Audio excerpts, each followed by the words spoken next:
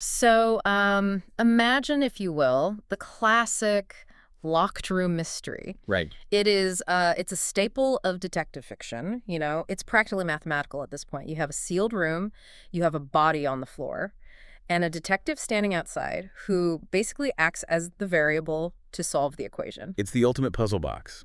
We love it because we know there's a solution in there somewhere. Exactly. It is comforting because the chaos is completely contained within those four walls, and the intellect is just free to roam outside to solve it.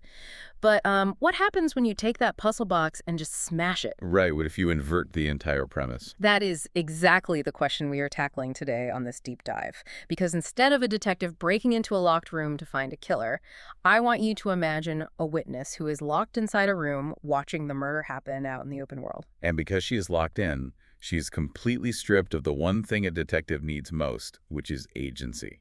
She can see the crime, she can, scream about the crime, but she is physically incapable of intervening.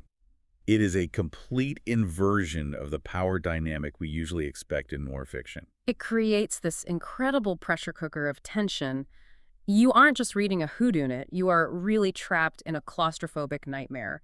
And the book that executes this so brilliantly, and the primary source for our mission today, is the psychological thriller The Woman in the Window by A.D. Finn. This is such a significant work in the modern suspense canon.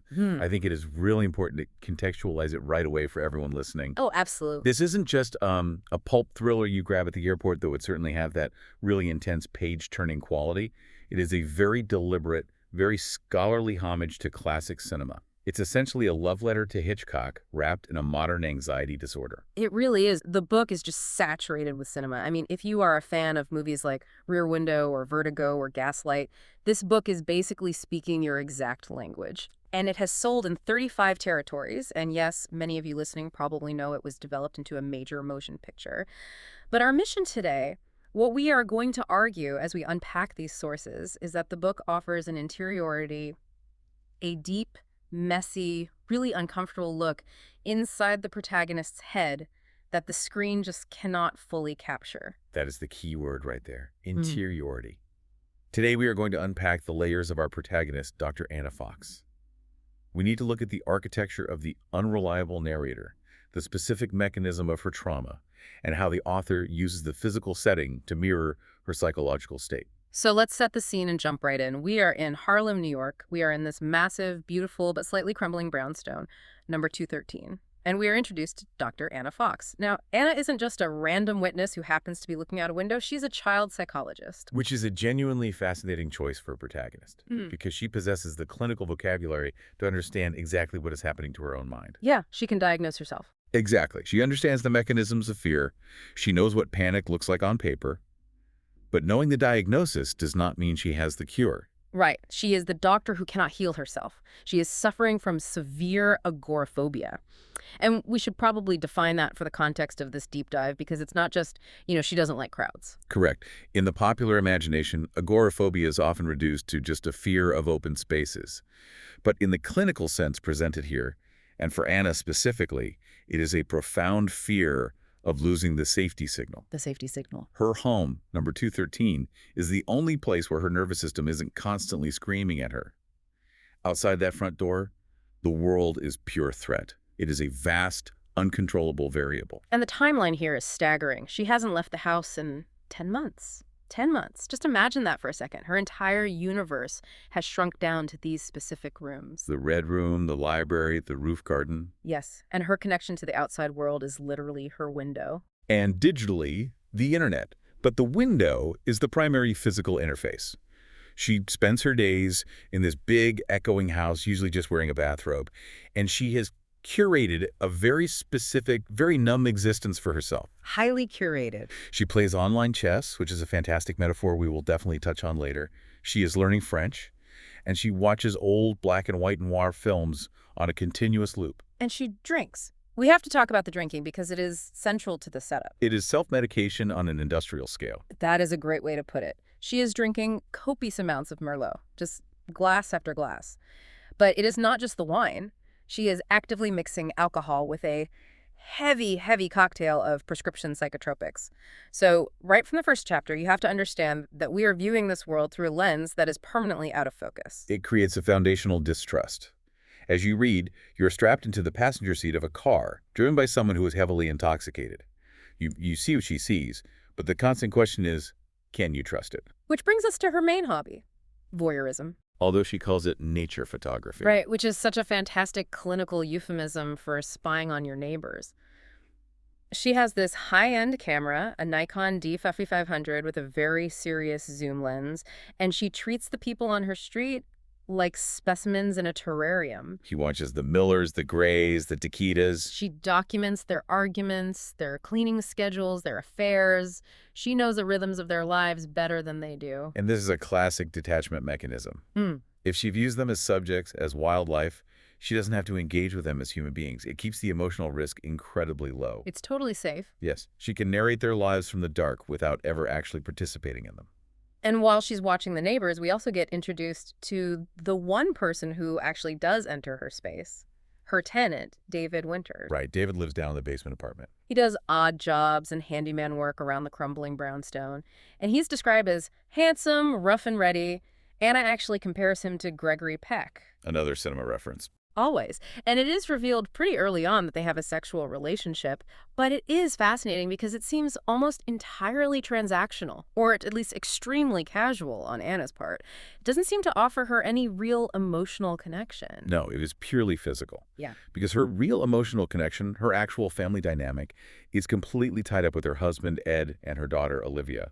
Yes, this is the core of her emotional life. Anna speaks to Ed and Olivia constantly. They are a massive part of her daily routine. She describes them to the reader as being separated. And the way this is presented is so convincing. She has these full, vibrant conversations with them on the phone.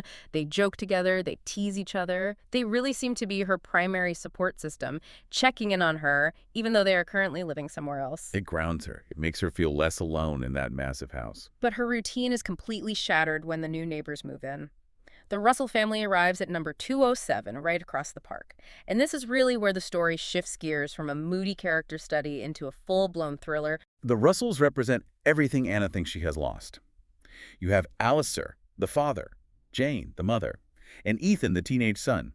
From a distance, through that heavy zoom lens, they look like the absolute nuclear ideal, the perfect family unit. But because Anna is looking so closely, she spots the cracks almost immediately. It is like when you zoom in way too far on a digital photograph and you start to see the jagged pixels. She observes Alistair, the dad, and she realizes he is not just a stern father figure, he is deeply controlling. She picks up on his aggressive, tense body language right away. And then there's Ethan, the son. He becomes the entry point into the Russell family's actual life. He actually comes over to visit Anna first. He brings her a candle. Right, a welcome to the neighborhood gift, which is wonderfully ironic since she is the one who's been living there forever. But this interaction is so crucial. Anna, being a child psychologist, immediately switches back into doctor mode. She essentially profiles him in her living room. She sees a boy who is terrified. He is shy, he is incredibly sensitive, and he seems to be constantly walking on eggshells.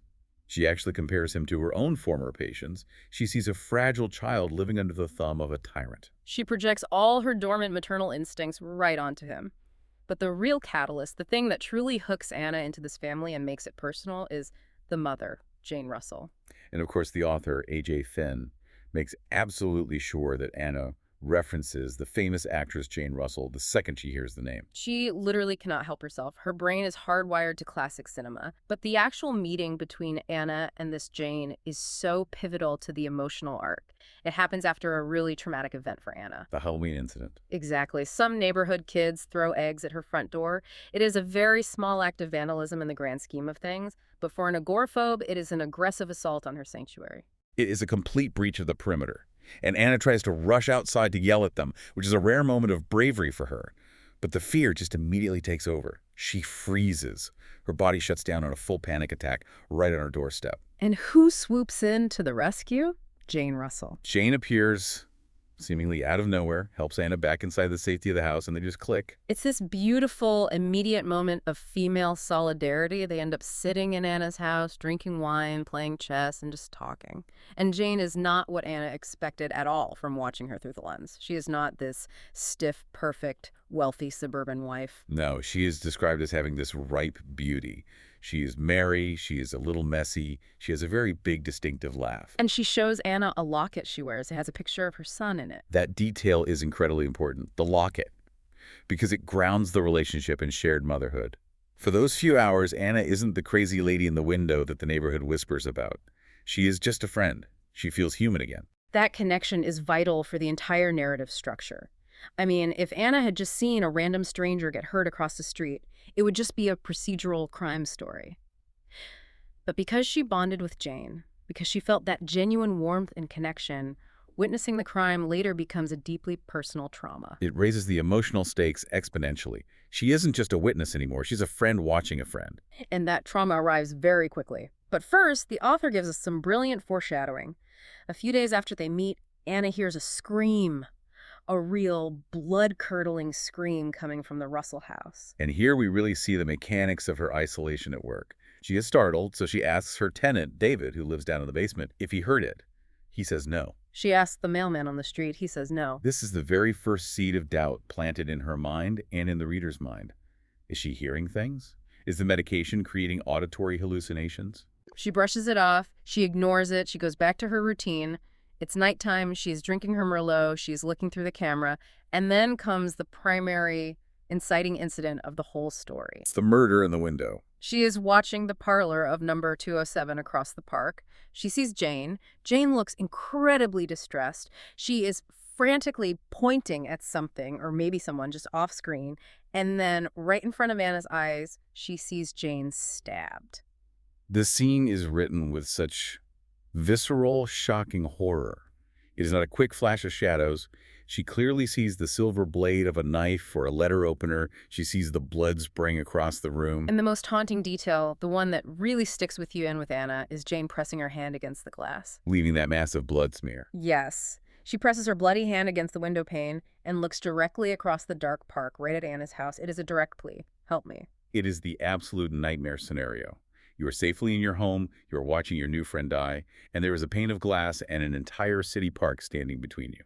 Anna is frantic. She calls 911 immediately, and then, operating purely on adrenaline, she tries to do the impossible. She tries to run over there to help her. This is the moment in a traditional thriller where the hero is supposed to overcome their fatal flaw. It's the classic hero's journey beat. She forces herself out the front door. She makes it out into the rain. She is actually running toward the Russell house. But this is a psychological thriller, not a superhero movie. The agoraphobia wins. The brain chemistry just forcefully shuts her down. She collapses right in the middle of the park. Total blackout. And when she wakes up, the entire genre of the book shifts.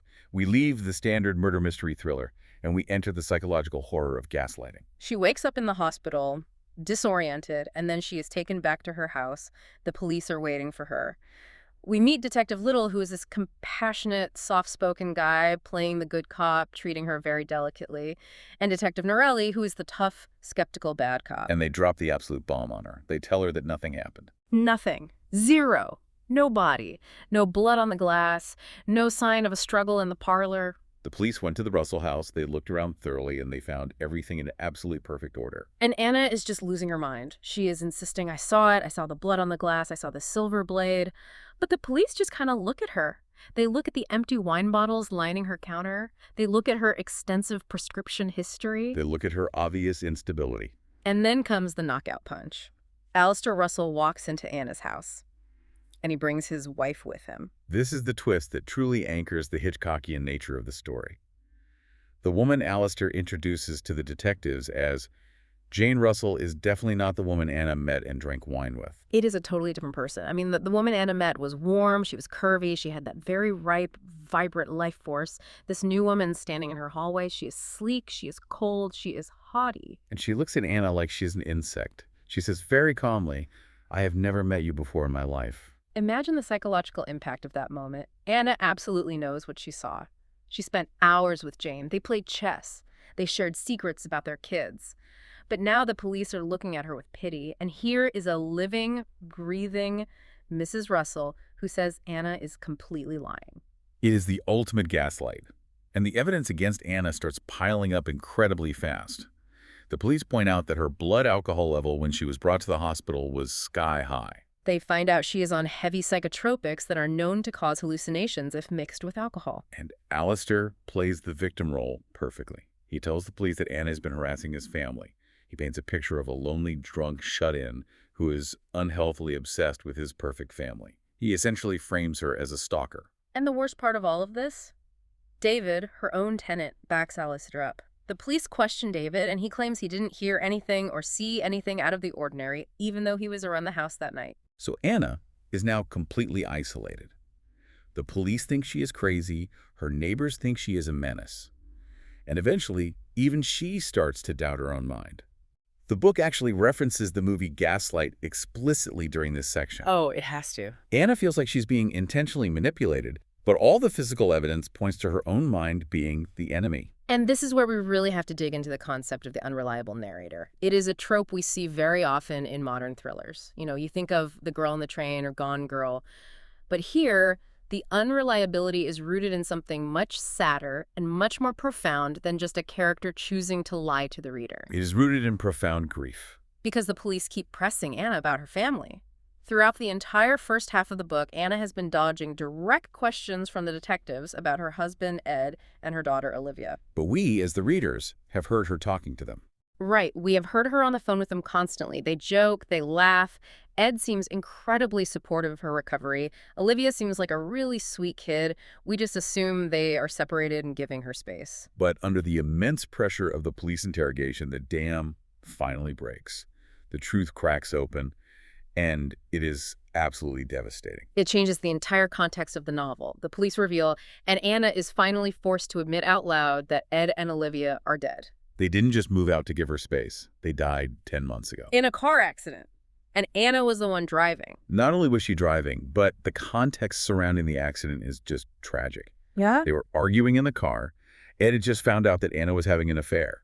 They were driving in the snow, fighting bitterly. The car hit a patch of ice, and it went off a cliff. Anna survived the fall, but her husband and her daughter were killed instantly. This part is a massive emotional blow for the reader, because it means that for the last 10 months, every single conversation we have heard her have, every joke, every piece of parenting advice, every comforting word, Anna has been talking to thin air. She has been completely hallucinating their presence. It is a severe trauma response. Her mind simply could not accept the reality of what she had done or the magnitude of what she had lost. So her brain created a very complex simulation where they were still alive and still loving her. And once this is revealed to the police, her credibility is completely incinerated. I mean, if she admits she has been having full, out-loud conversations with dead people for nearly a year, why on earth should anyone, the police, or us as the readers, believe she saw a murder across the street? Exactly. If her mind has the power to conjure up her dead husband and daughter, surely it can conjure up a bloody murder scene inspired by the violent noir films she watches every single night. It fits the psychological pattern perfectly. So, as far as the world is concerned, case closed. Anna is crazy. Jane Russell is alive and well. Go home, Dr. Fox. And Anna is ready to accept it. She is ready to give up. She feels like she has completely lost her grip on reality. She hits rock bottom. She literally contemplates suicide. She writes a suicide note. She pours herself one last massive glass of wine. It really feels like the end of the tragedy. But then right in the absolute depths of her despair, she finds a breadcrumb. A tiny, undeniable piece of physical evidence that proves she isn't hallucinating everything. The photograph. She's sitting there scrolling through her phone, looking at a picture she took of her cat, Punch, and in the reflection of the wine glass sitting on the table in the photo, she sees a face. The face of the woman she met, the real Jane. And then physically she finds an object. The earring. She finds an earring in her house, but not just anywhere. She finds it down in David's room in the basement. It is a distinct earring with 3 pearls. And she remembers with absolute clarity that the woman she drank wine with was wearing those exact earrings. This is the major turning point of the whole narrative. Hallucinations do not leave pearl earrings behind in the basement. The earring physically proves that the woman she met was real and was in her house. And if it is in David's room, that means David knows something. Anna stops being the passive victim in this moment, and starts being the detective. She takes back her agency, she goes down to the basement, and she basically corners David. And under pressure, David finally cracks. He admits it. He says, yes, she was here. But he reveals that her name wasn't Jane Russell at all. Her name was Katie. And this piece of information completely unlocks the mystery of the imposter. The woman Alistair brought to the police, the cold woman, really is his wife, Jane Russell. Right. The woman Anna met, Katie, was someone else entirely, just pretending to be Jane to get close to the house. Because Katie was Ethan's birth mother. Exactly, and the backstory here is tragic in its own right, adding another layer of complex motherhood to the story. Katie had lost custody of Ethan years ago, and she had secretly tracked the family down to New York. She was desperate to see her son. And Alistair was secretly meeting with her, trying to pay her off, trying to keep her away from the family, to maintain their perfectly curated life. So Alistair wasn't hiding a murder initially when he lied to the police. He was hiding a messy past. And the real Jane, his wife, knew about Katie, which is exactly why she was so cold and dismissive to Anna. They were just circling the wagons to protect their reputation. But David's confession confirms the most important thing for Anna. Katie is real. The woman she saw stabbed in the window was real. Anna isn't crazy. At least, not about this specific event. But just as Anna feels vindicated, just as she feels like she finally has an ally in David, the floor drops out again. Because Anna finds David dead. Murdered in his room. So now we have two bodies. We have Katie, the woman Anna saw stabbed across the park, and we have David, her tenant, and Anna's terrified. She assumes Alistair is cleaning house. I mean, it is the most logical conclusion. He is the controlling patriarch. He is the one with all of the dark secrets. He must be eliminating everyone to protect his family and his reputation. It fits the profile perfectly. He is aggressive, he is highly secretive. Anna logically assumes he killed Katie to stop her from taking Ethan, and then he killed David because David knew about Katie's presence in the neighborhood. It makes total sense. But then comes the final, massive twist. The one that completely flips the locked room concept on its head one last time. Anna is in her house, terrified that Alistair is coming to kill her next. And she discovers she isn't alone. Ethan is there. The shy, sensitive, fragile teenage boy. And this is where the ultimate red herring of the book reveals itself. We spent the entire novel thinking Ethan was the ultimate victim. We thought he was being emotionally abused by a tyrannical father. We thought he was this delicate kid who desperately needed Anna to save him. But Ethan is not the victim. He's the predator. It turns out Ethan is a full-blown psychopath. He is a budding serial killer. This revelation is so chilling because it completely recontextualizes every single interaction Anna ever had with him. She thought she was using her clinical skills to analyze a traumatized child, but she was actually looking at a monster who was quietly analyzing her right back. He reveals that he has been sneaking into Anna's house at night for a very long time. He stole a key. This is the detail that truly gave me chills reading it. Anna thought she was the ultimate watcher. She thought she was the voyeur looking out at the world through her lens. But Ethan has been coming into her locked fortress and watching her sleep. He literally calls it nature photography reversed. He mocks her with her own coping mechanism. He is deeply obsessed with older women, specifically vulnerable mother figures. It is incredibly disturbing. He freely admits to everything in this climax. He killed Katie, his own birth mother, and not because Alistair told him to or out of some tragic accident. He killed her simply because she was bothering them. She was messy, she was emotional, she threatened his comfortable, quiet life. It is a profound, chilling lack of empathy. He viewed his own birth mother as a mere inconvenience to be disposed of. And then he killed David because David knew the truth about Katie being around. And now, of course, he plans to kill Anna, and his plan is diabolically smart. He knows Anna is actively suicidal. He knows the police think she is highly unstable and hallucinating. He plans to kill her and stage it as a suicide. It is the perfect crime. Who would ever question it? The narrative is already written for the police. Tragic, unstable Dr. Fox finally succumbed to her grief and took her own life. The confrontation that follows is so intense, it moves from this slow psychological dread into brutal physical survival. Anna is fighting for her life against a teenager who is physically much stronger than her and completely remorseless. The chase moves up through the house, ultimately ending on the roof. It is pouring rain. It is a classic cinematic noir showdown. Anna is armed with a garden tool. Or no, wait, I think it starts with her umbrella. Yes, it is the heavy umbrella she used earlier when she tried to venture outside to save Jane. It is a great callback. But the real key to this scene, the ultimate Chekhov's gun, is the skylight on the roof. The skylight. Because early in the book and peppered throughout the text, David had constantly warned Anna that the skylight was rotting. He kept telling her it needed to be fixed, that the wood was totally flimsy. And in the absolute heat of the struggle, Anna remembers this detail. She is fighting Ethan on this slippery, rain-slicked roof. Yeah. And she deliberately manages to lure him onto the glass of the skylight. She pushes him, the rotting wood gives way, the glass shatters, and Ethan falls. He falls straight through the skylight, plunging down into the dark void of the stairwell to his death. It is a deeply symbolic ending for him. The house, which had been Anna's mental and physical prison for 10 months, effectively becomes his executioner. Ethan dies, Anna survives, the police finally arrive, and the whole truth comes out. Anna is completely vindicated. Alistair is arrested. Not for the murders, but as an accessory after the fact. He covered up Katie's murder to protect his son. He knew exactly what Ethan was, and he tried to hide it from the world. Which is a whole other level of deeply messed up parenting. And the imposter Jane, the real Mrs. Russell, finally leaves him.